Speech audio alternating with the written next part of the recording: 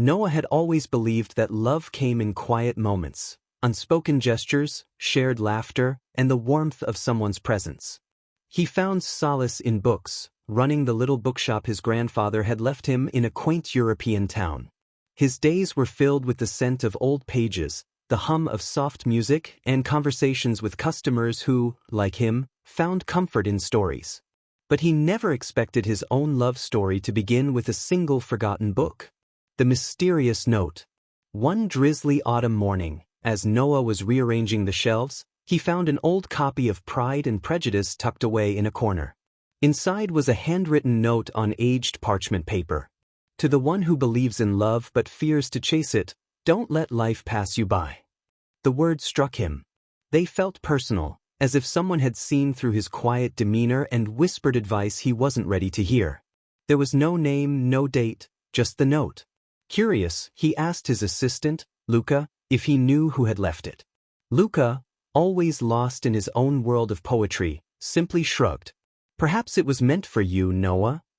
The thought lingered as days turned into weeks. The bookshop was a place of routine, yet the note had unsettled something within him. Then she walked in. The girl with the dandelion scarf. She wasn't like the regular customers who browsed and left. She moved as if she belonged there, running her fingers along the spines of books with the kind of reverence Noah understood too well. Her name was Isabelle. She had a dandelion yellow scarf wrapped around her neck, and when she smiled at him, something inside him stirred.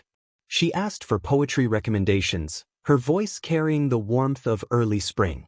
He handed her letters to a young poet by Rainer Maria Rilke. This one is special, he said, watching as she carefully traced the title with her fingertips. Then I'll take it, she replied, her gaze lingering on his for a second too long.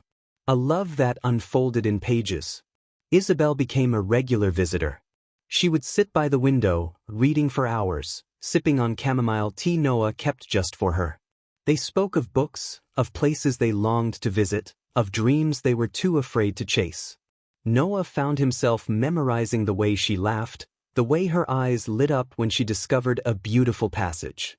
He wanted to tell her how he felt, but fear kept him silent. What if she didn't feel the same? What if she was just passing through?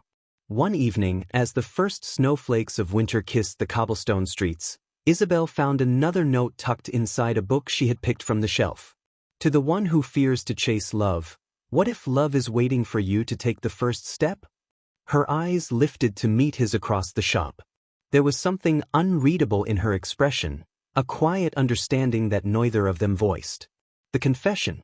On Christmas Eve, the town square was alive with twinkling lights and the scent of cinnamon in the air. Noah and Isabelle walked side by side, hands brushing but never holding. The air between them was heavy with words unspoken. Finally, she stopped, turning to face him. Noah, have you ever regretted not saying something when you had the chance? His throat tightened. Every day. She smiled softly, tucking a strand of hair behind her ear. Then don't regret this. And then she kissed him, gentle, uncertain, but filled with the promise of something more. The bookshop became their sanctuary. They wrote letters to each other and left them in books, small whispers of love woven into the stories they cherished. Noah no longer feared love passing him by, because Isabelle had taught him that sometimes, love finds you when you're ready to believe in it.